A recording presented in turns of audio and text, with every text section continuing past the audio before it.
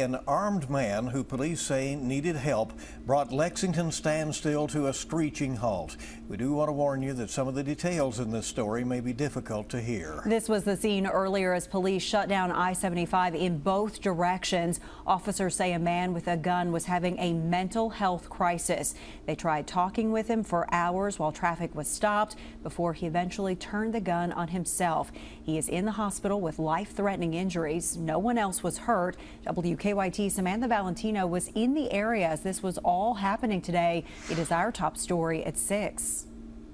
A situation involving what Lexington police call an armed suicidal subject had this area of Bryan Station Road and Interstate 75 shut down for several hours today. Police say the situation here ended with that man shooting himself.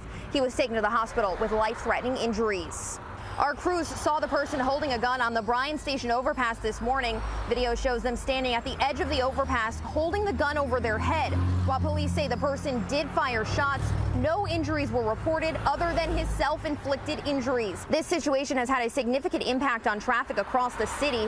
I-75 was shut down in both directions for several hours, along with Bryan Station Road at the I-75 overpass. We spoke with many people who spent hours stuck in traffic as a result.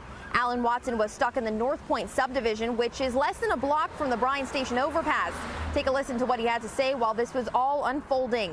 Their concern is that he could shoot down towards where North Point subdivision goes on to Bryan Station Road. Reverend Newby lives in that subdivision. We spoke with him after the scene had cleared. It's been messy. I've never seen as many cars as there were on our street over there. I came out and I saw the cars and why is all this going on? And so I kind of looked around and discovered that there was a guy on the bridge up there.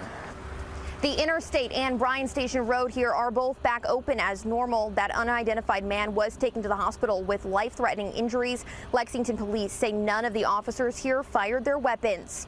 In Lexington, Samantha Valentino, WKYT. And we want to remind you, if you or anyone you know is struggling and needs help, you can call 988.